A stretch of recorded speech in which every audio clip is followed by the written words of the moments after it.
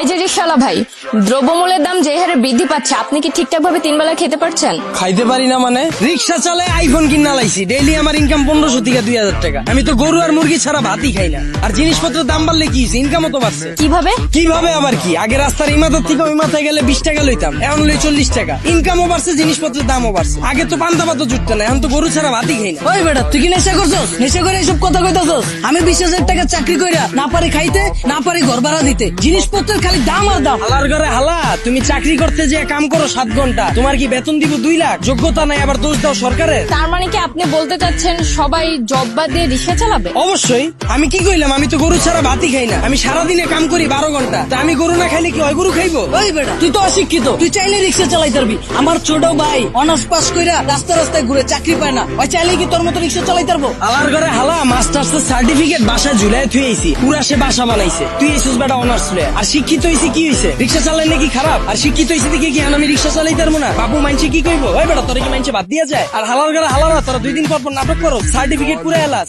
Honours masters pass করছো টাল্টিবাল্টি করে, চাকরি পাবি কইতে? যারা পাওয়ার হেরা পায়, এরা নিজেরা ওইভাবে তৈরি করে। তোরা 10 লাখ বেকার ঘুরো স্কিল লিগা, সরকারের দোষ দা স্কিল লিগা। তোরা যখন বুঝছস যে তগরে দিয়া পড়ালে হইব না, করতে গেছিস কে জোর করে? ও বুঝছি, সার্টিফিকেটের লেগা না? বিয়ার সময় যেন কইতে পারো যে আমি গ্রাজুয়েট, আমি ইঞ্জিনিয়ার, আমি শিক্ষিত। বন্ডামি বাদ দিয়া তোর বাইরে রিক্সা লয়ে বেরিত। তার মানে আপনি কি বলতে চাচ্ছেন, আপনি নিজেও অনার্স মাস্টার্স কমপ্লিট করছেন, কিন্তু নিজেকে ওইভাবে তৈরি করতে পারেননি, যার কারণে আপনার জব হয়নি? হ্যাঁ অবশ্যই, মিছা কথা কমুকে। আমি নিজের ওইভাবে তৈরি করিনি, আমি জবও পাইনি, আমি রিক্সা চালাই না শুরু করছি। আর এই যে 10 লাখ বেকার ঘুরতেছে, একটাও কি বুকে হাত দিয়ে কইতে পারবো নিজে সর্বোচ্চ চেষ্টা করছে? আর এই যে 10 লাখ বেকার ঘুরতেছে, একটা বুকে হাত দিয়ে কইতে পারবো নিজে করে ওইভাবে তৈরি করছে, নিজে করে সর্বোচ্চ চেষ্টাটা করছে, তাও চাকরি পায় নাই? সারা রাত খেলছে কার্ড, সারাদিন গার্লফ্রেন্ডের সময় দিছে, ওরা চাকরি পাইবে কইতে? যারা পাওয়ার হেরা পায়। আর গ্রাজুয়েশন কমপ্লিট করছিস ভালো কথা, বইয়ের ব্যবসা কর, উদ্যোক্তা হ, ঝুঁকি ল, হাজার মানুষের লেগে রাস্তা খোল, এসব বন্ডামি বাদ দে। কিন্তু বাংলাদেশের মতো এরকম গরিব দেশে দ্রব্যমূল্যের দাম বাড়াটা কি স্বাভাবিক? ভাই খারাপ। এই দেশ গরিব দেশ কেটা কইছে আপনাদের? এই দেশে 150,000 কোটি টাকার সিগারেটই বিক্রি হয়, বিশ্বের ভিতরে 5 নাম্বার বিড়িখোর বাংলাদেশ।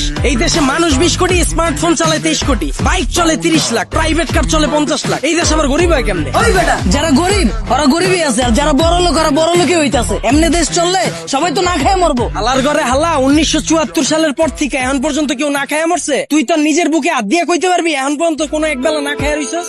হালার ঘরে হালা, 3 বেলা তো ভাত খাসি, লগে আবার বিকালের নাস্তাও মারা। আর যে কস জিনিসপত্রের খালি দাম বাড়তাছে, খামু কেমনে? জিনিসপত্রের দাম বাড়লে খাস কে, কিনস কে? বুঝে আমারে? তাহলে কি আপনি বলতে চাচ্ছেন সাধারণ মানুষ না খেয়ে থাকবে? এনে আপনি আবার সাধারণ মানুষ কই পেলেন? এনে তো সবাই অসাধারণ, আমরা সবাই বাংলাদেশি, আমরা সবাই এক।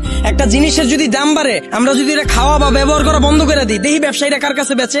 যখনই আমরা খবর পাই কালকে থেকে পেঁয়াজের কেজি 20 টাকা বেড়ে যাবো, ওই দিনে যাই আমরা দোকানে ভিড় করে লাই, তো দোকানদাররা তো আমরা বুঝেই দিতাছি পেঁয়াজের কেজি 20 টাকা হোক আর 2 লাখ টাকা হোক, আমরা কিনা খামুই। যেটা মার্কেটে চাহিদা বেশি থাকবে ওটার দাম তো বাড়বেই। আমরা যদি সিদ্ধান্ত লই আমরা খামু না, ব্যবসায়ীরা বেচবো কার কাছে? আর পৃথিবীর যখন জন্ম হয়েছিল তখন কি এত খাওয়ান দাওয়া ছিল? তখন কি এত বার্গার ছিল, পিজা ছিল? তখন কি মুরগির কালাবুনা ছিল? কে মানুষ শাক পাতা খায় বাচ্চা রইছে না? আর সরকারের দোষ দিয়ে লাভ কি? আমরা জনগণ নিজেরাই তো চুতিয়া। একটা জিনিসের দাম বাড়লে আমরা ফ্রিজ ভরা শুরু করে দিই, ফ্রিজ ভরা বন্ধ করলে এমনি সবকিছু ঠিক হয়ে যাবে।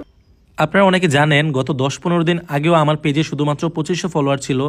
সো আমি কিভাবে শুধুমাত্র নাটক আপলোড দিয়ে এই 10-15 দিনে প্রায় 60,000 ফলোয়ার করে ফেললাম, এই বিষয়টাই আমি আপনাদের শেখাবো। আপনি নাটক আপলোড দিয়েও কিভাবে ইনকাম করতে পারবেন এবং খুব কম সময়ে আপনার পেজে ফলোয়ার নিতে পারবেন। আমি আপনাদের ভিডিও কলে আলাদাভাবে শেখাবো আপনি কিভাবে নাটকের ভিডিও এডিট করবেন, আপনি কিভাবে নাটকের কালারটা এডিট করবেন যেন সবার কাছে অনেক আকর্ষণীয় হয় দেখতে, আপনি কিভাবে আপনার ভিডিওতে লোগো অ্যাড করবেন, অথবা আপনি কিভাবে আপনার ভিডিওর মিউজিক এডিট করবেন যেন আপনার ভিডিওতে কপিরাইট না আসে। এই সকল কিছু জানতে আমাকে ইনবক্স করুন। অবশ্যই এটা পেড সার্ভিস। আমি যখন আপনাদেরকে সময় দেব, আপনাদেরও উচিত আমার সেই সময়ের মূল্য দেয়া। ধন্যবাদ।